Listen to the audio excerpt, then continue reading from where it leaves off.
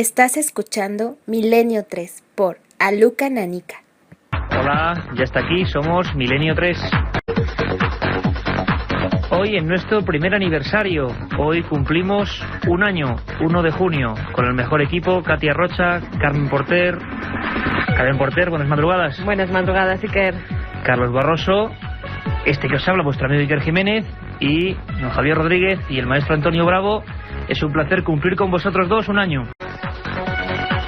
Y como no, en el cumpleaños, pues nuestro personal e idolatrado Jean-Michel Jarre, haciendo esta versión un poco extraña, diferente, para despertarnos ahora que llegan pues las 3 y 7. Y es que ha sido un año lleno de sorpresas, de emociones, de viajes, de noticias, de aventuras, de búsqueda sobre todo, que creo que es el espíritu que resume la esencia de este programa. No sabéis cuánta ilusión nos ha hecho pues los mensajes, las llamadas, mensajes a Milenio3 con número como siempre @cadenaser.com, Milenio3 @cadenaser.com. El programa es para vosotros, hemos cumplido un año gracias a vosotros, porque vosotros habéis dicho sí. Por supuesto, nuestra mejor forma de devolverlo es intentar hacerlo cada noche, cada madrugada, cada tarde, cuando sea, mejor.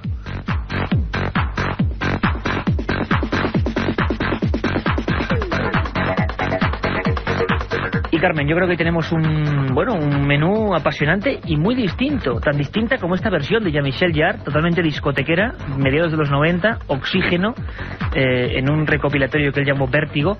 Y Carmen, empezamos incluso creo que con toros, que haremos una larga cambiada, pero rápido, ¿verdad?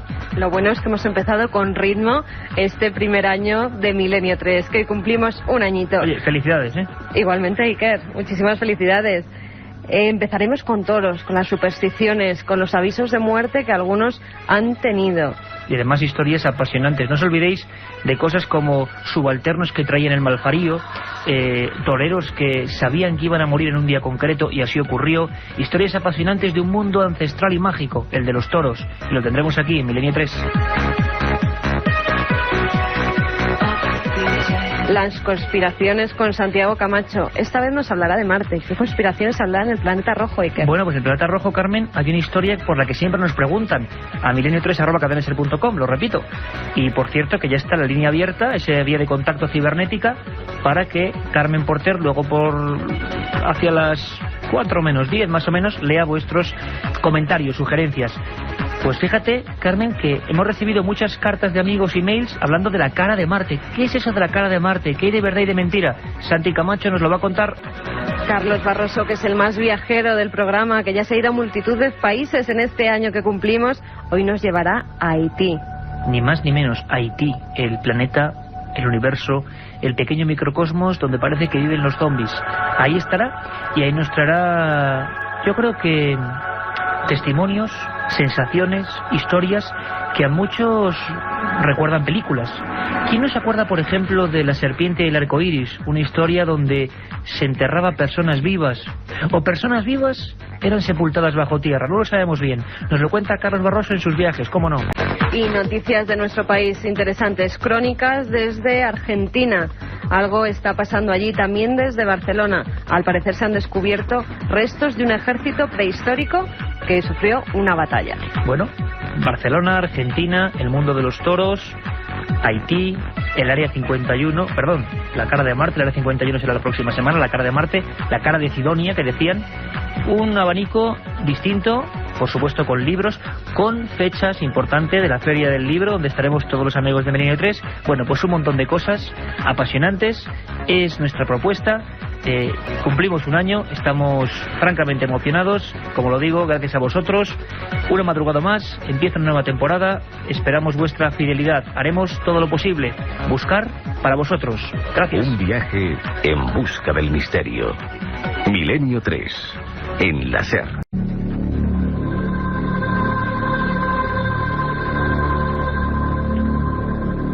Carmen, antes de nada, antes de meternos en faena, en cambiar, como decíamos, y diría el maestro Molés, el tercio, importante dejar claro, porque nos han preguntado muchos amigos cuándo firmamos.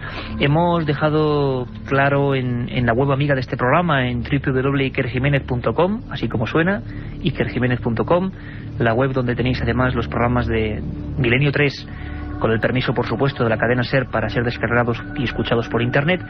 Pero claro, no todo el mundo acude a la página y no todo el mundo tiene Internet, por supuesto. Carmen, damos detalladamente y atentamente las fechas de qué vamos a hacer en la Feria del Libro, cuándo pueden venir a vernos, cuándo podemos saludarles. Y que vamos a estar desde el próximo fin de semana, sábado y domingo. Varios de los autores de la colección El Archivo del Misterio, esa colección también amiga de Milenio 3, estarán tanto sábado como domingo de los 2 fines de semana siguientes firmando. Vamos a ver, esto es importante. Todos los autores, Francisco Contreras, Manuel Delgado, Carmen Porter también, por supuesto. Bueno, pues solo podemos decir que en los próximos 2 fines de semana, en ese lugar... 8 y 9 de junio... y 14 y 15 de junio también. Bueno, pues en ese universo, y los viernes incluso, creo que algunos autores van a estar los viernes también, viernes 13, menudo día, para ir a comprar libros. Buen día, por supuesto, todos los días son buenos para comprar libros, pero es importante que sepáis que en ese encuentro con la cultura, en ese encuentro con la literatura, con los autores, pues es importante que, no solo por nosotros, por supuesto, es importante darse un paseo, 6 o no de Madrid, por esa cosa única casi en el mundo que es la Feria del Libro del Parque del Retiro.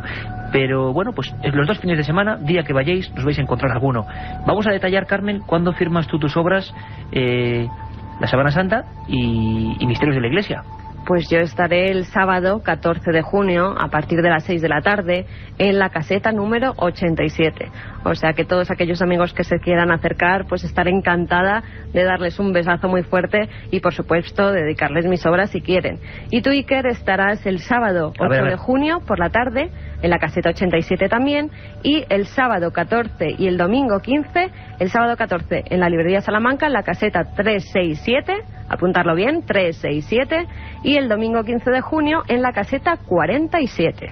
Vamos a ver, entonces, en definitiva, las tardes del 8, 14 y 15, ahí nos van a encontrar. Estamos ocupados. Venga, pues ahí os esperamos en la Feria del Libro de Madrid. Y yo creo que ya va siendo hora, son las 3 y 14 minutos, como decíamos, de adentrarnos en una historia apasionante.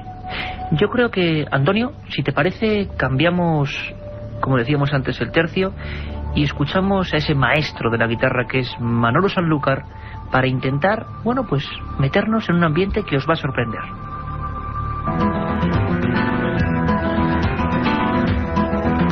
Un viaje en busca del misterio. Milenio 3, en la SER.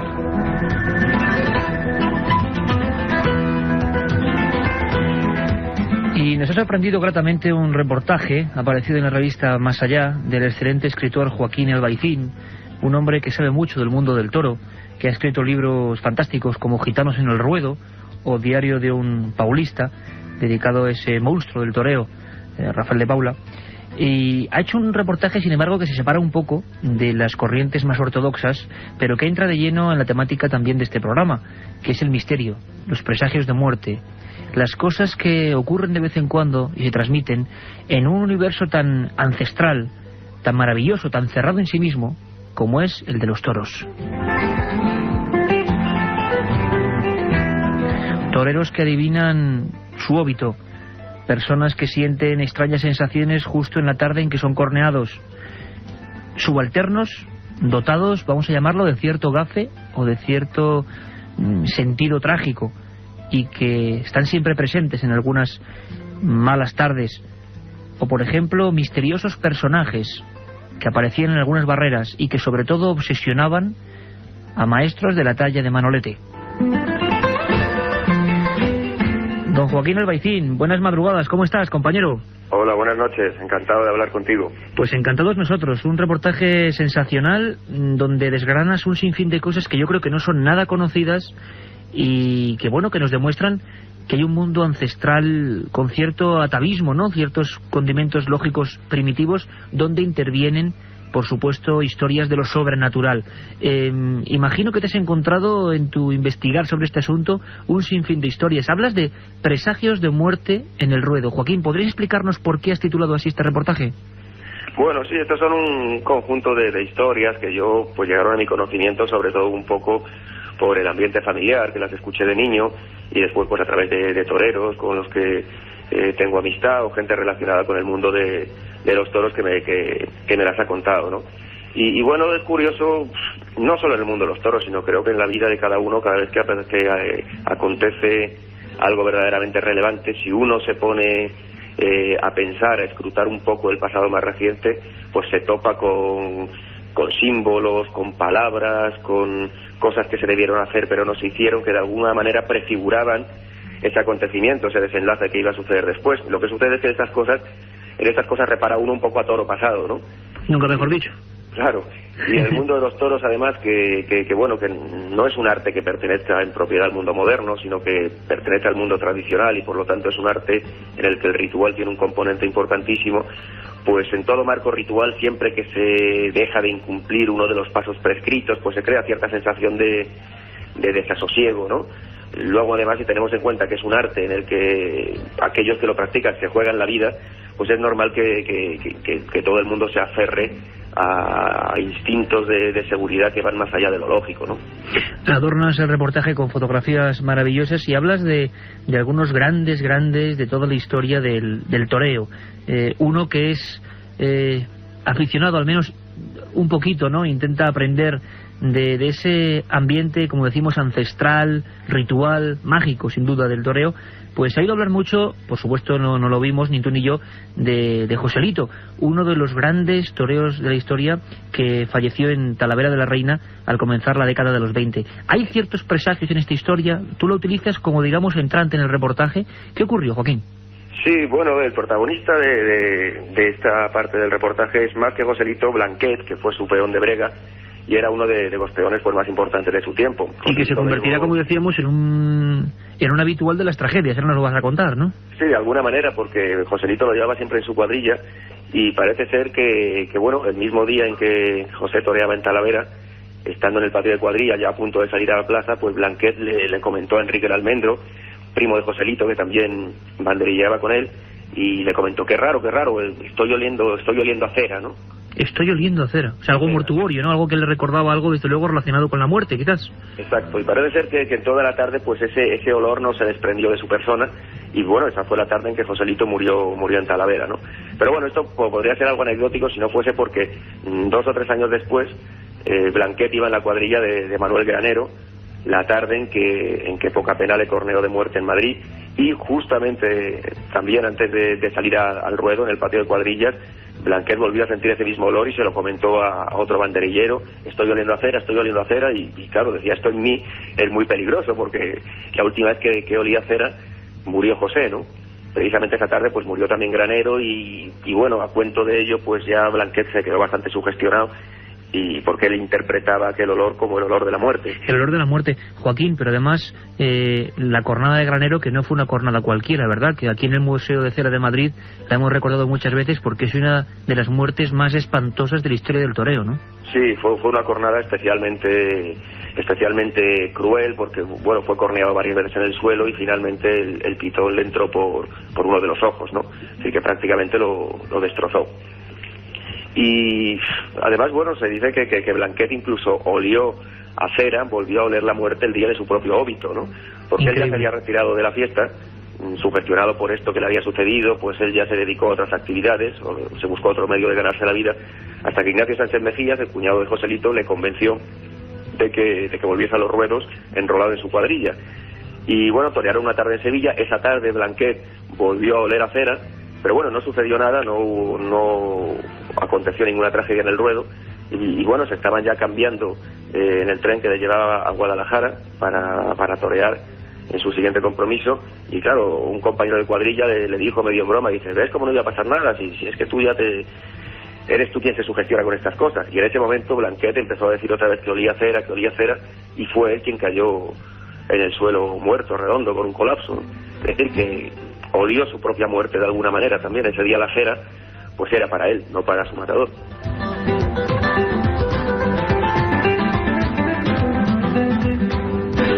Sencillamente de poner los pelos de punta, Joaquín. La historia de Blanquet. Exacto. Es algo realmente increíble, y que imagino que entre ese mundo cerrado, decimos, ese universo un poco hermético del toreo, pues claro, ¿cómo no se iba a sugestionar ese hombre, no?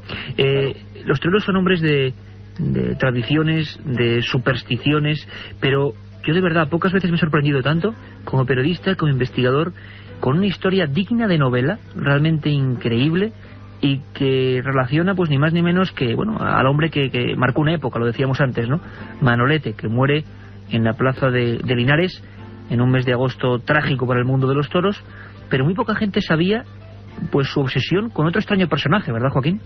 Sí, esta es una historia además que yo nunca había leído en ningún sitio, yo la conocía por tradición oral.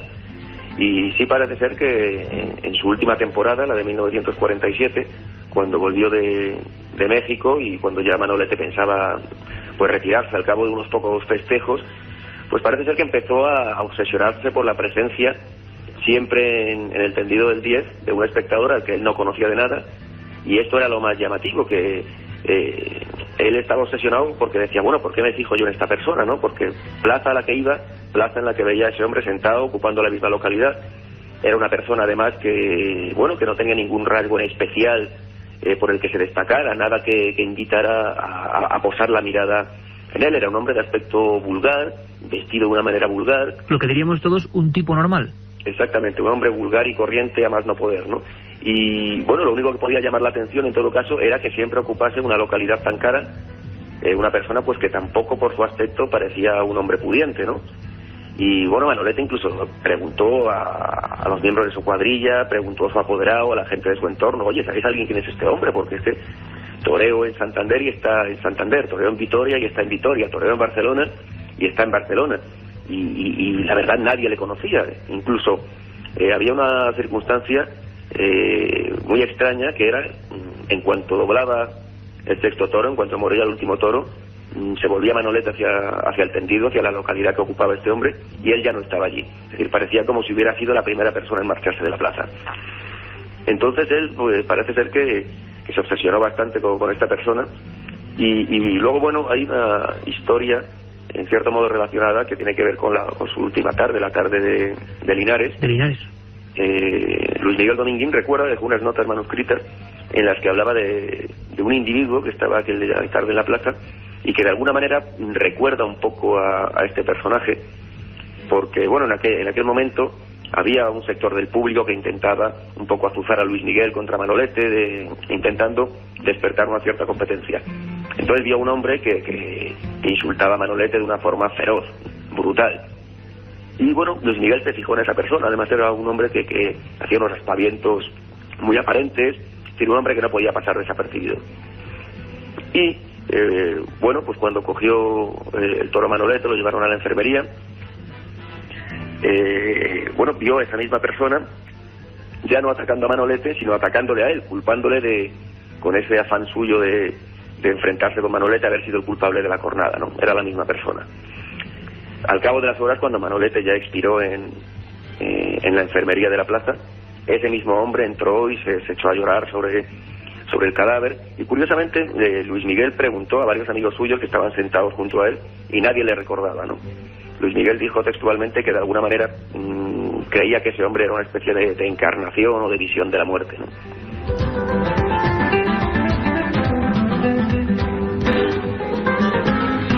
Y si te parece, Joaquín, incluso vamos a leer las notas que tú reproduces, esas notas de un hombre consternado por lo que estaba viendo, de Luis Miguel Dominguín, que decía más o menos así: de repente, desorbitado y casi a gritos, un hombre flaco se lanza sobre la cama y abraza el cadáver, se refiere al cadáver de Manolete. Monstruo, que nos has dejado. ¿Qué vamos a hacer ahora sin ti? Dice Dominguín, todo un misterio más, para añadir a aquella escena esperpéntica. Y concluye el torero, a veces he pensado que se trataba de la encarnación humana de la propia muerte.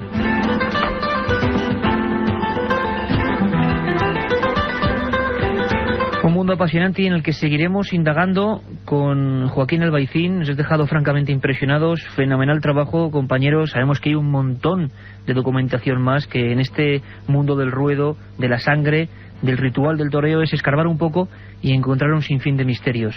Pues mil gracias y de verdad felicidades por un trabajo que consideramos excepcional y que desde luego a quien le guste el toreo y a quien no, le abre una perspectiva de lo misterioso que contiene este mundo. Un abrazo fuerte, Joaquín. Muchas gracias a vosotros y enhorabuena por el programa.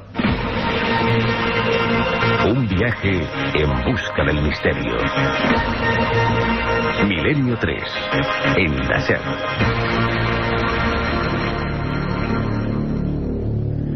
3:26, seguimos en Milenio 3. Impresionante Carmen Joaquín Albaicín, menudo trabajo, qué gran comunicador, un joven compañero que trabaja en ABC, en varios medios de comunicación, que ha hecho esos fantásticos libros como Diario de un Paulista o Gitanos en el Ruedo, y que bueno, pues se ha puesto a indagar y hay mil cosas más por contar, ¿no?, en ese mundo atápico.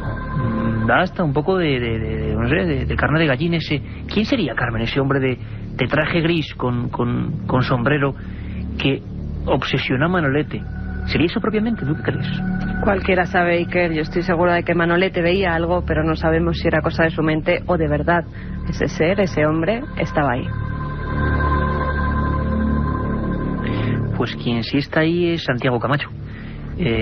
Como es lógico, sé que sois muchísimos los conspiradores que os emocionéis con sus historias, nosotros también, por supuesto. Hemos recibido muchas cartas porque en un par de semanas Santiago, que estaba con sus cosas, pues claro, no nos traía nuevas historias y nos reíamos amablemente con vosotros, con esos mails que nos enviabais, porque decíais, ya estáis conspirando contra Santiago, ya no está su sección porque se mete con los grandes poderes. No, Santiago sigue en el equipo y en primera línea. Nos habéis escrito muchas veces hablando de la cara de Marte, ¿verdad? Esa sonda Viking que de repente en el planeta rojo describe algo como ruinas. Y el tema de las ruinas en Marte, ruinas en la Luna, todo tipo de cosas, se ha hablado mucho de ellas. ¿Qué hay de verdad, qué hay de mentira?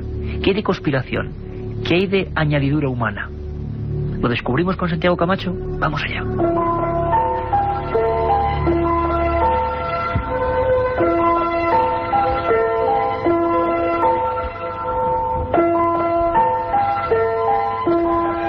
Ya hemos explicado en este programa, en más de una ocasión, las teorías que existen respecto a que la conquista de la Luna fue un simple fraude. Sin embargo, existe otro foco de desconfianza hacia la NASA aún más fascinante, la de quienes opinan que la agencia lleva años ocultando las pruebas de la existencia de vida extraterrestre inteligente.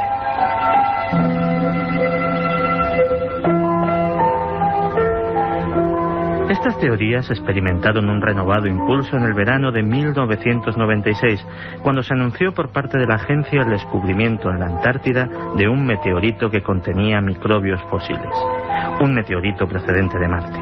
A partir de aquel entonces se hizo popular en el mundo la figura de Richard Hoagland, un divulgador científico que trabajó para la CBS durante el proyecto Apolo y que afirma, ni más ni menos, que existen restos arqueológicos tanto en la Luna como en Marte.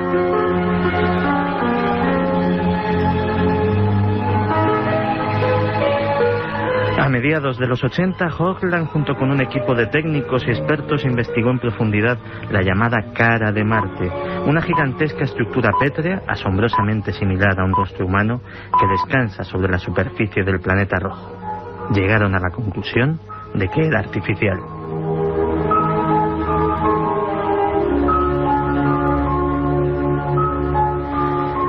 Pero la cara de Marte ya había subido a los altares de la conspiración en 1976, al ser fotografiada por primera vez en la 35ª órbita del Viking 1.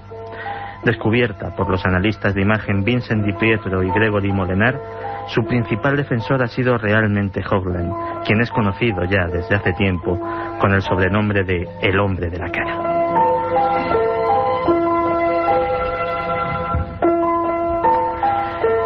En su libro sobre las ruinas de Marte, no solo habla de la famosa cara, sino de todo un conjunto de restos arqueológicos, pirámides incluidas, capaz de hacer palidecer las glorias del antiguo Egipto. A su alrededor, Hoagland ha creado también una verdadera industria del merchandising, con gorras con la cara de Marte, tazas de café con la cara de Marte, pegatinas, esculturas, pósters y una de las páginas web más vistas de Internet. Pero Marte no sería el único lugar donde la NASA habría ocultado la presencia extraterrestre. Desde 1969 se ha especulado con la posibilidad de que el pequeño paso que Neil Armstrong dio en la Luna fuera presenciado por testigos no invitados procedentes de otros planetas. La historia de los avistamientos ovni protagonizados por astronautas es larga y algo ha ido saliendo a la luz a pesar del secretismo de la NASA. ¿Quién sabe? Es posible que algún día se nos revele el porqué de tanto secreto y descubrimos cosas que hoy día ni siquiera podemos sospechar.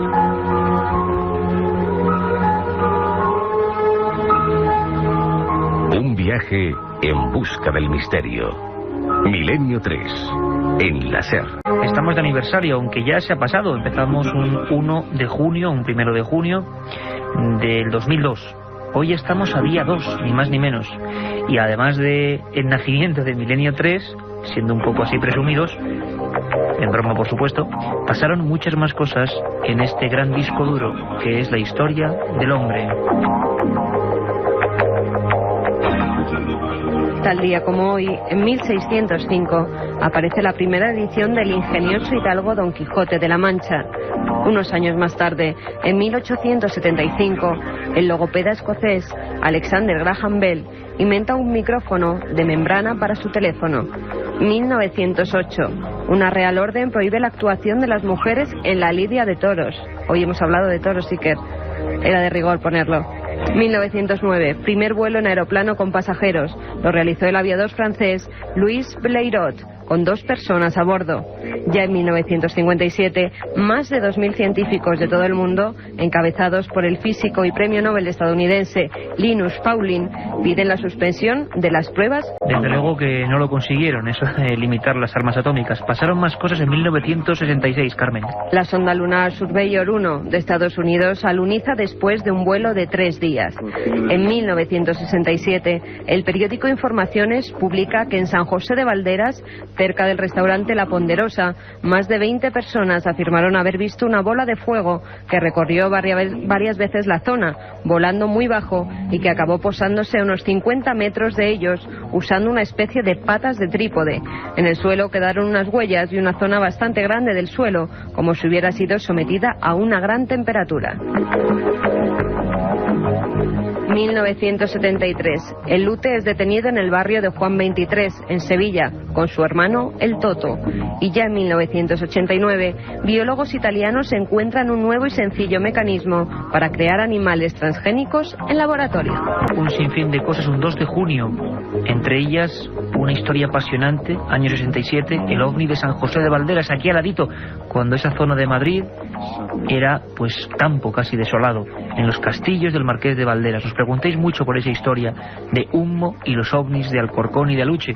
Lo contaremos con todos los documentos. Pero si ahora, si os parece, si os viene bien el plan, a estas horas de la madrugada, cogemos la mochila, cogemos la cámara del alma y el micrófono que recoge los sentimientos y vemos eso que es transcurrir la vida y el misterio, en definitiva la radio, Milenio 3. Carlos Barroso se ha marchado a Haití, ni más ni menos, y nos va a contar cosas. Agarraos bien, si estáis en la cama, como sé que muchos lo hacéis, subiros la sábana hasta la barbilla, porque vamos a hablar del país de los muertos vivientes. Milenio 3, periodismo de lo desconocido, en la SER.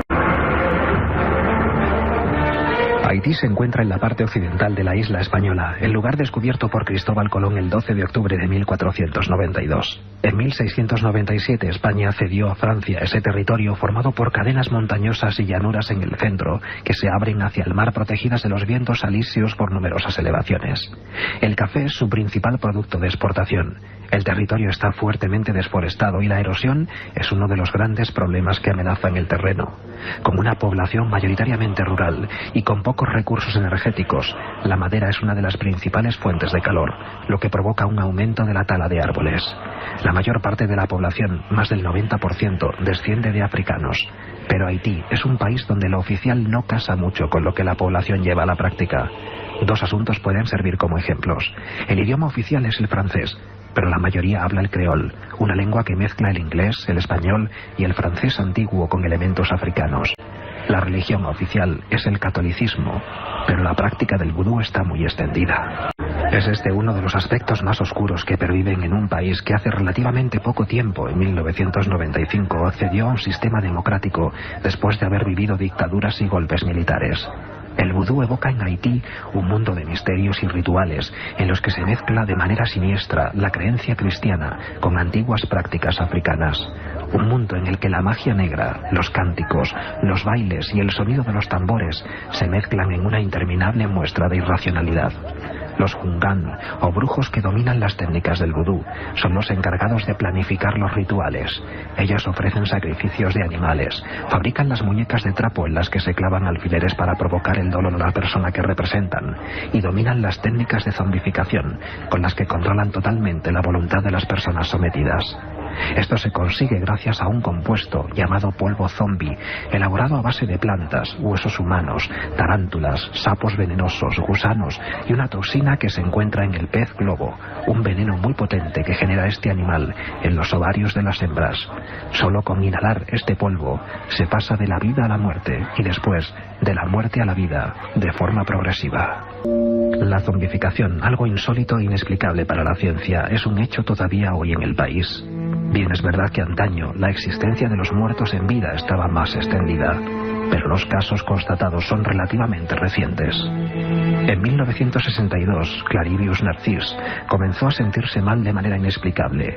En el hospital, sin apenas poder respirar, sus constantes vitales fueron apagándose poco a poco.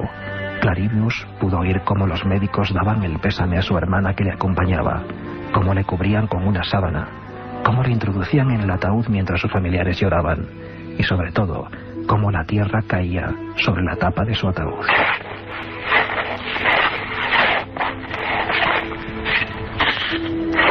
Clarivius Narcís ya no pudo oír más nada hasta que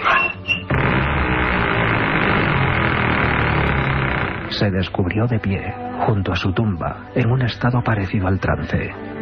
Mientras dos hombres volvían a llenar su tumba de tierra,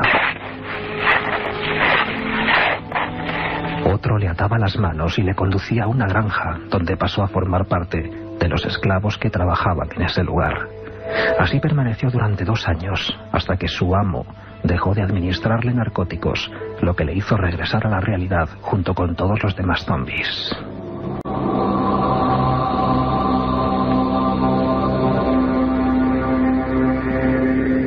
Historias como esta se repiten en Haití de manera casi incesante. Cuenta una leyenda que un brujo lanzó una maldición contra una joven que le rechazó. Al poco tiempo la muchacha murió. Para introducirla en el ataúd demasiado pequeño para ella, tuvieron que doblarle el cuello. Uno de los asistentes a su funeral le provocó una pequeña quemadura en el pie. Al poco tiempo, la joven fue vista acompañando al Hungan que la maldijo. Años más tarde, la chica apareció en su casa explicando que el brujo se había arrepentido y había liberado a todos sus zombies. En Haití no es difícil encontrarse tumbas abiertas en los cementerios y ataúdes reventados por doquier. Aún hoy, los haitianos tratan de asegurarse de que sus familiares fallecidos no serán convertidos en zombies. Se endeudan para comprar lápidas muy pesadas, entierran los cadáveres en los patios de sus casas, rematan los cuerpos para asegurarse de que están realmente muertos, o velan las tumbas durante varios días, seguidos hasta convencerse de que el cuerpo ya está descompuesto. Cualquier cosa para evitar que sus personas más cercanas acaben convirtiéndose en máquinas de carne y hueso a las órdenes de un brujo del vudú. Un viaje en busca del misterio. Milenio 3, en la SER. 3:41 de esta madrugada imborrable e irrepetible del 2 de junio del 2003. ¿Estáis ahí todos? Todos los amigos, los cientos de miles de amigos de esta familia de Milenio 3. Casi hay veces que hasta uno se lo piensa, ¿verdad? ¿Cómo nos ha puesto el cuerpo don Carlos Barroso? Tengo aquí a Carmen y a don Antonio Bravo en la nave del misterio y los dos están pálidos. Yo creo que también. Pero ahora, si os parece, para, como siempre, cambiar el rumbo, como en una montaña rusa de las palabras y del sentimiento, nos vamos a algo más pacífico, a sentarnos en el sillón de la imaginación y a abrir las puertas de nuestra gran, entrañable y vieja biblioteca. La biblioteca de Milenio 3. Yo tengo en mis manos, sabéis que siempre os recomendamos 2 libros, uno que se puede encontrar, que es novedad o que es fácil todavía de adquirir en las librerías, ahora que es tiempo de Feria del Libro, ahora que los próximos 2 fines de semana tenemos una cita con todos vosotros en la Feria del Libro de Madrid, ya lo sabéis, pues yo tengo un libro interesante, me lo estoy leyendo ahora mismo. Lo compré por un título que creo que puede dar para un programa y para 2. Minorías malditas. Autor Javier García Egocheaga. Editorial Tikal. El subtítulo: La historia desconocida de otros pueblos de España. Y es que seguro que muchos sí, Incluso seguro que muchos de los que ahora nos escucháis estéis en zonas muy cercanas a donde vivieron, por ejemplo, los agotes, los vaqueiros de Alzada, o quién no se acuerda. Ahora ya han pasado un poco casi de moda, desgraciada moda para ellos, porque eran carne de páginas de sucesos. Los quinquis, los quincalleros. ¿Qué fue de los pasiegos que decían que vivían como en otra remota era en el magnífico Valle del Pas de Cantabria? Los enigmas de los maragatos, culturas dentro de culturas, que fueron apartadas, ignoradas, temidas, microsociedades al margen, como podrían ser, por ejemplo, aunque aquí en este libro no se incluye, un día haremos un especial, ojalá desde allí, los urdanos, los habitantes del bello y terrible a la vez paraíso maldito de las Urdes. Agotes, maragatos, vaqueiros de Alzada, no se incluye aquí, pero también existen los brañeros de Logrosán, pueblos malditos. Ya lo sabéis, un interesantísimo estudio. Hacen falta cosas como esta. Hacía por lo menos 25 años desde que publicara Juan García Tienza Pueblos Malditos Españoles, que no tenemos una biografía de esas otras razas y culturas que conviven con nosotros y de las que apenas quedan recuerdos de algunas de ellas. Pero los hay en las piedras y en los caminos. Si queréis, si os apetece, os planteo pronto un programa, quizá en verano, en un nuevo horario, quién sabe. Pueblos Malditos de España. Apetecible, ¿verdad? Es la recomendación. Minorías Malditas, Javier García Egocheaga. ¿Y tú, Carmen, qué tienes? Veo una portada espectacular de la Editorial Planeta, por ahí. Pues si antes nos ha puesto los pelos de punta Carlos Barroso, yo creo que el libro que traemos hoy también es un caso para ponerlos. Los demonios de Ludun. El autor Aldous Huxley, la editorial Planeta, y fue publicado en el año 1980. En alguna librería de viejo todavía queda algún ejemplar de Los demonios de Ludun. En este libro el autor habla sobre un supuesto caso de posesión demoníaca acaecido en el año 1631 en la aldea francesa de Ludun. Allí, según dice Huxley, las monjas de un convento de Ursulinas aseguraban estar poseídas por demonios que les engendraban espantosos impulsos hacia el párroco local, hombre culto y hermoso, adorado por las mujeres de la aldea y detestado por sus maridos. Las religiosas aseguraban que toda la culpa la tenía el sacerdote, Urbain Grandier. Este, tras pasar por muchos interrogatorios, fue acusado de hechicería, juzgado, torturado y al final Iker fue quemado vivo en la hoguera. ¿El propio sacerdote? El propio sacerdote. Se creían que... Caramba. Por unas historias amorosas que había también entre sacerdotes y religiosas, pues al final montaron todo este espectáculo porque era así y no era una posesión demoníaca, vamos. Yo, por lo que he podido investigar, se trataba más de histéricas que de otra cosa. De este caso se han hecho además una ópera que lleva el mismo título que el libro, 2 películas tituladas Madre Juana de los Ángeles y los Diablos. En definitiva, hay que ver una obra en la que se mezcla la brujería, la demonología, la superstición y la mística del siglo XVII. Hoy, a pesar de que un libro sea nuevo y otro sea viejo, ambos viajan a el ancestro, lo atávico, lo antiguo. Uno, Carmen, Los demonios de Ludum, Editorial Planeta. Autor Aldous Huxley. Aldous Huxley. Y Javier García Egocheaga, Tikal, Minorías Malditas, la historia desconocida de los otros pueblos de España. Yo creo que hemos tenido casi de todo. Hemos empezado con toros, hemos seguido con una historia apasionante relativa a Marte, nos hemos marchado ni más ni menos que a Haití. ¿Qué os parece si conectamos todos los teletipos, si esta nave del misterio se convierte en una central de información y os damos todas las notas importantes que en torno al mundo de lo desconocido ha ocurrido en todo el planeta? ¿Tenemos preparados ya los corresponsales? Sí, vamos allá, el informativo. Milenio 3, con Iker Jiménez, en la cadena SER. Y es que hay noticias, bueno, interesantísimas, incluso a nivel histórico. Hablábamos hace un tiempo, Carmen, de los restos de Cristóbal Colón, ni más ni menos. Ahora se añade al misterio los restos de su hijo Hernando. Muy poco se sabe, es increíble, del descubridor de América, de ese hombre que en un principio creía haber descubierto la India, y algunos estudiosos sostienen incluso que murió creyendo que había descubierto la India, no América. Bueno, ¿qué pasa con los restos de Cristóbal Colón, atentos todos, y de su hijo Hernando, Carmen? Especialistas del Departamento de Medicina Legal de la Universidad de Granada exhumarán hoy los restos de Cristóbal Colón y de su hijo Hernando Colón, que se encuentran en la Catedral de Sevilla, para aclarar su autenticidad. El director de la investigación, el profesor José Antonio Lorente, dice que tras una primera identificación mediante el análisis genético del ADN de los huesos de Colón y su comparación con los de su hermano, su hijo o de otros parientes, se procederá a la investigación secundaria que podría confirmar la hipótesis de que el descubridor era hijo del príncipe de Viana. Por su parte, el historiador Marcial Castro afirmó que esta prueba servirá para demostrar si el almirante está enterrado en Sevilla o, por el contrario, en el Faro de la República Dominicana, donde hay otra tumba en la que se dice que está enterrado el navegante. Y es que el enigma de Colón, bueno, daría, yo siempre sabéis que es mi eterna cantinela, para otro programa. Llevamos casi 100 programas, creo que este es el 91, y no hacen más que surgir temas. Es maravilloso. El enigma de Colón. Yo os propongo, si os parece, otra propuesta, ¿vale? A todos vosotros. Antes de Colón, dicen que, por ejemplo, un vikingo terrible, Eric el Rojo, fue el primero en llegar de Groenlandia a América, el primero en pisar esa terra incógnita. ¿Será verdad? ¿Será mentira? Os propongo ese programa. ¿Lo aceptamos? Vamos allá.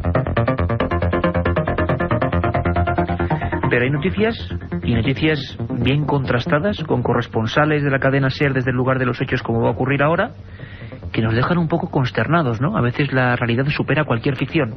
En Argentina, escuchad bien, afirman haber captado señales no del espacio, Carmen, sino del interior de la Tierra. Los científicos argentinos aseguran haber captado señales radioactivas y niveles de electricidad provenientes de la profundidad de la Tierra, en una zona de la precordillera de los Andes, donde frecuentemente se producen avistamientos de objetos volantes no identificados. Nos lo cuenta la corresponsal de la SER en Argentina, Isabel Cuevas. Dos científicos argentinos han captado señales electromagnéticas que emanan de la profundidad de la Tierra en una zona de la precordillera de los Andes, donde testigos dicen haber filmado ovnis introduciéndose en las montañas.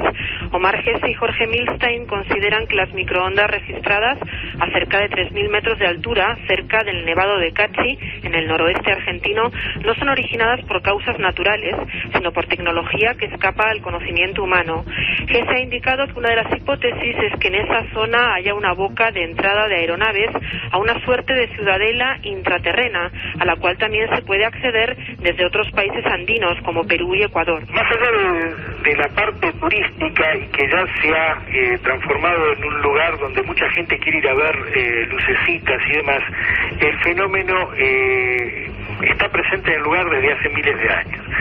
Eso está registrado en petroglifos en la zona, en leyendas. Las imágenes recogidas en las filmaciones muestran aeronaves de enorme tamaño que se trasladan a gran velocidad y se dividen en varios aparatos que luego vuelven a unirse. Estos objetos voladores penetran en un área montañosa rica en minerales. Los dos expertos piensan seguir midiendo las ondas electromagnéticas que allí se registran con instrumentos más precisos. Y ahora vamos al epicentro del milagro, un tema en el que tú, Carmen, iba a decir es experta, pero a nosotros los periodistas de Milenio 3, que somos solo eso, periodistas, no nos gusta llamarnos expertos de nada. Somos investigadores, contadores de cosas para que vosotros sepáis más. Pero es que es uno de tus temas preferidos. Hace menos de un mes hicimos un especial sobre misterios de la Iglesia y parece que hay un nuevo misterio de la Iglesia, en esta ocasión en Chile, porque carabineros de ese país han notificado, ni más ni menos que al Vaticano, el presunto milagro por la intercesión de un sacerdote. Una especie de amalgama extraña que nos parece de otro tiempo y que ha pasado ahora mismo, Carmen. El director general de Carabineros de Chile, Alberto Cienfuegos, viajará hasta el Vaticano para dar conocimiento de un presunto milagro que ha salvado a uno de sus agentes. El sargento Luis Pezo Matamala, mientras estaba de servicio, fue alcanzado por una bala que se alojó en su cráneo. Tras ser trasladado al hospital, los médicos aseguraron que sufría daños cerebrales irreversibles y mortales de necesidad. Pero el padre Lorenzo Torres decidió encomendar al policía a un sacerdote italiano, a Nicola Donofrio, al que se le atribuyen numerosos milagros. A los pocos días el sargento se recobró por completo de sus heridas y ya ha sido dado de alta. Y es que uno nunca deja de sorprenderse, esta maravillosa y mágica, a veces trágica también vida. Y hace poco, Carmen, leía un libro de un gran periodista que ya no está, uno de esos grandes reporteros del diario Pueblo, era Felipe Navarro Yale, que hablaba de qué bonito es cada día salir ahí fuera a contar lo que hace nuestro hermano, el hombre. Y es que el hombre, nuestro hermano, tiene la capacidad de hacer lo peor y lo mejor. Por ejemplo, de agruparse en una asociación arqueológica y hacer descubrimientos apasionantes como los que ha ocurrido ahora mismo en Barcelona, que han hallado restos de una gigantesca batalla que permanecía ahí en el subsuelo, ¿verdad, Carmen? Arqueólogos del Museo de Mataró han encontrado en la cueva dos Rius más de 25.000 huesos humanos que pertenecen a guerreros muertos en una batalla prehistórica. Todos los detalles nos los trae la corresponsal de la cadena SER en Barcelona, Cristina Crespo. Los arqueólogos del Museo de Mataró en Barcelona han hecho público ahora el informe sobre el descubrimiento de 25.000 huesos de hombres de la prehistoria, un descubrimiento que se hizo en 1995 gracias a unas obras de construcción. Los huesos pertenecen a cerca de 200 individuos del tercer milenio antes de Cristo que, según las investigaciones llevadas a cabo por los expertos, habrían muerto en una importante batalla. Entre los restos hay tantos de hombres como de mujeres y junto a ellos se han encontrado hasta 80 puntas de flecha de sílex que se lanzaban con arco. El director del Museo de Mataró, Carles Marzada, explica así el descubrimiento. La troballa en aquel moment que la va fer El descubrimiento que en este momento hizo personal del museo fue una cueva donde, al iniciarse la excavación, apareció una cueva sepulcral. Tuvimos la suerte que pocos años después de construirse, se hundió la entrada y eso preservó el interior. Se encontraron solo 11 metros cuadrados los restos de cerca de 200 individuos procedentes de una batalla en el pueblo que hoy se conoce como Dos Rius. D'una batalla que va haver en aquella època en el poble que avui té el nom de Dos Rius. Los restos encontrados han permitido saber que se trataba de una comunidad que residía en Dos Rius, a unos 10 kilómetros en el interior, en el verano y que en invierno viajaba hasta la costa. Lo que no se ha podido determinar es qué pudo provocar una batalla tan importante como para que murieran cerca de 200 individuos. Enigmas, como decimos, del hombre. Ese hombre que, como decimos también, se comporta de las formas más diversas. Fíjate, Carmen, 13 miembros de una secta arrestados en China y por una causa que me parece terrible y desagradable. 13 miembros de la secta de inspiración cristiana Mentui fueron arrestados en la provincia de China de Hunan por proselitismo, por aprovecharse de la epidemia de neumonía atípica. Terrible, Iker. Al parecer, los líderes hacían creer a sus adeptos que solo los seguidores de su movimiento se salvarían de contraer la enfermedad. Menuda forma de utilizar, como siempre han hecho las sectas, o muchas de ellas, ¿no? No hay que culpar a todas, pero como han hecho la inmensa mayoría de ellas, de cualquier sentido y religión, aprovecharse de los miedos, de los terrores, sobre todo de la ignorancia. Solo hay una forma de luchar contra las sectas y contra la ignorancia, que es intentar entre todos, pues, saber un poco más. Y ahora, si os parece, vamos ya con los mails, lo que nos habéis enviado durante todos estos últimos días a milenio3@cadenaser.com. Carmen, tienes ahí un buen fajo de papeles, cada uno de ellos con una pregunta, con una historia, con una crítica a veces. Antes de nada, si te parece, por si acaso, porque hemos seguido recibiendo hasta ahora mails de gente que no ha podido apuntar las fechas. ¿Te parece y os parece que os las repitamos? Vamos a repetir, de la no hay Feria del ningún Libro. problema. Vamos allá, estamos a vuestra disposición. Iker Jiménez estará firmando en la Feria del Libro de Madrid el sábado 8 de junio en la caseta 87, el 14 de junio en la librería Salamanca en la caseta 367 y el domingo 15 de junio en la caseta 47. Por mi parte, yo estaré el sábado 14 de junio, todo es por la tarde, de 6 a 9 de la noche, estaremos dispuestos para todos y estaré en la caseta número 87. Y además los amigos del Archivo del Misterio, como Manuel Delgado o Francisco Contreras, estarán creo que también los viernes incluso, es decir, de viernes a domingo. Si os dais un garbeo por la Feria del Libro, será un placer pues que parte de este equipo de personas que está a vuestra disposición, como decimos, y que quiere informar lo mejor posible, y bueno, estrechemos vuestras manos y compartamos un momento de cultura y de amistad y nos veamos los rostros. Vamos allá, Carmen, ¿qué nos han escrito, qué nos han dicho? Ante todo, Iker, dar las gracias a todos los amigos de Milenio 3 que nos han felicitado. Sin ellos no hubiera sido posible que cumpliéramos este año y pensamos compartir con ellos muchos más si nos dejan. Y ahora vamos con los mails. Ángel Tato Bermejo nos dice: hola Iker y todos los que hacéis posible Milenio 3. Quería proponer un tema para que lo tratéis en alguno de vuestros fantásticos e inigualables programas.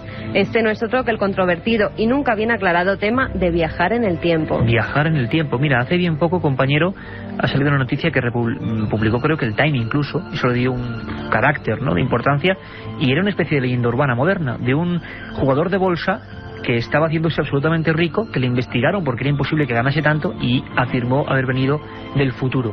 Al final parece que es una leyenda urbana, por supuesto, pero ¿todos son leyendas urbanas? ¿Ha habido gente que lo ha intentado? La ciencia ahora mismo dicen que en la URSS, en la antigua Unión Soviética, hoy en Rusia, se están haciendo pruebas de este tipo. ¿Está ocurriendo ahora? haremos un programa. Iván Martín nos dice: hola Iker, Katia, Carmen, Carlos. Quería saber si sabéis algo de fenómenos extraños en la provincia de Cáceres. Bueno, pues yo te podría decir personalmente que yo creo que es de las provincias con más fenómenos extraños de España, sin duda. La luz mala de Rivera Oveja, los encuentros con los espantos de las Urdes, el Museo Encantado Morisco de Cáceres. Bueno, 1000 cosas. Cáceres se merece no un programa, sino varios, y lo haremos. Tenemos muchos amigos allí y nos contarán 1001 historias. Iván, que nos cuenta unas casualidades imposibles, nos dice: hola Milenio, quería felicitaros en vuestro primer año en antena en la cadena SER. Sois, según pone él, la hostia. Yo os conozco por un cúmulo de casualidades y nos las cuenta. Y nos dice: habéis puesto el listón muy muy alto y os seguiré siempre vuestras andanzas. Un saludo de un aficionado, oyente y amigo. Hombre, podríamos evitar lo que dicen los amigos, pero bueno, no está mal. Gracias. Alberto Grande también nos felicita por el programa y es de Cádiz. Nos dice que si hay algún misterio por allí. Claro, también, muchos misterios en Cádiz, ¿cómo no? Por ejemplo, el gran cráter que dicen que se está investigando ahora mismo a nivel submarino. Una historia realmente sensacional y que dicen que, bueno, que va a traer mucha cola. Vamos a investigarlo. Y dos amigos que nos han mandado fotos, Esteban Gómez y Manuel. Nos envían dos fotografías, la verdad que bastante extrañas, una de unas bolas muy raras en una iglesia y otras de un presunto objeto volador no identificante en Barcelona. Que las analicemos, se las mandaremos a nuestros expertos. Claro que sí, a ver qué nos dicen. Bueno, no hay tiempo para más, os dejamos con los servicios informativos de la serie y por supuesto con el amigo y maestro Roberto Sánchez. Tenéis tiempo para disfrutar ahora mismo. Un abrazo, la semana que viene puede que con horario especial. Un abrazo para todos.